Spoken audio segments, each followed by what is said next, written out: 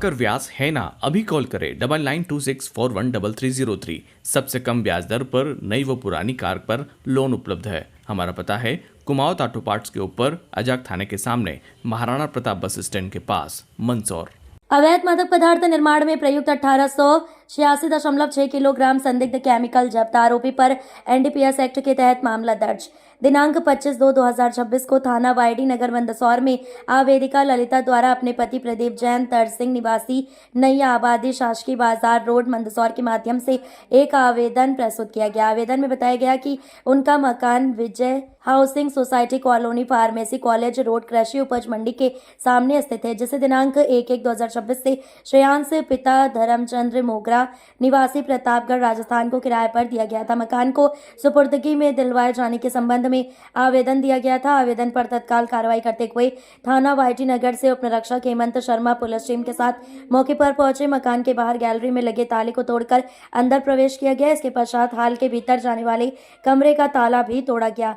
अंदर प्रवेश करने पर हाल में नीले, हरे एवं पीले रंग के प्लास्टिक ड्रम बड़ी संख्या में रखे मिले। कमरे से तीव्र केमिकल जैसी गंध आ रही थी। पुलिस द्वारा वैधानिक प्रक्रिया का पालन करते हुए ड्रमों के ढक्कन खोलकर जांच की गई, जिसमें उनके अंदर तरल पदार्थ पाया गया।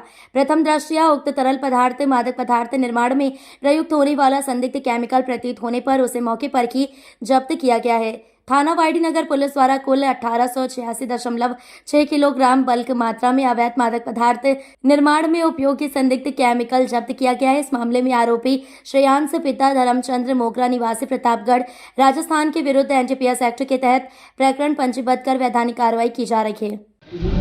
सर, किस तरह से कार्रवाई की गई, क्या सूचना मिली? वाईडी नगर पुलिस के द्वारा आज एक अच्छी कार्रवाई की गई है। आवेदिका हैं ललिता प्रदीप जैन, ये नई आबादी क्षेत्र के रहने वाले हैं और इनका एक मकान हाउसिंग बोर्ड कॉलोनी जो मंडी के सामने है वहाँ पर है। इन्होंने मकान 1 जनवरी 2026 को श्रेयांश मोगरा को किराए से दिया था। ये एक आपराधिक किस्म का व्यक्ति है जो अभी फरवरी महीने की 2-3 तारीख को प्रतापगढ़ में मादक पदार्थों के परिवहन के संबंध में इसको गिरफ्तार किया गया है। तो मकान मालिक को ऐसा अंदेशा हुआ कि जब व्यक्ति गिरफ्तार हुआ है तो होना हो इसने इस अपने मकान में भी कुछ आपत्तिजनक मादक पदार्थ बनाने वाले कुछ चीज़ें रख सकता है। तो उसकी सूचना आज सुबह इसने हमको वाईडी नगर थाने पे उपलब्ध कराई थी। एसपी साहब के निर्देशन पर वाईडी नगर टीम तैयार की गई।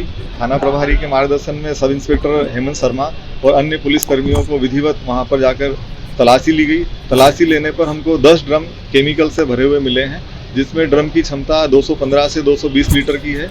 इसके अंदर जो केमिकल भरे हुए हैं वो मादक पदार्थ एमडी और अन्य प्रकार के मादक पदार्थ बनाने में उपयोग किए जाने वाले केमिकल हैं, जिनमें सामान्यतः जो ड्रम के ऊपर लगे हुए स्टिकर या लेबलिंग से ज्ञात हो रहा है कि वो एसीटोन MMA और TCAC करके केमिकल हैं और अन्य प्रकार के भी केमिकल हो सकते हैं, जिनको हम लोगों ने जब्त किया है।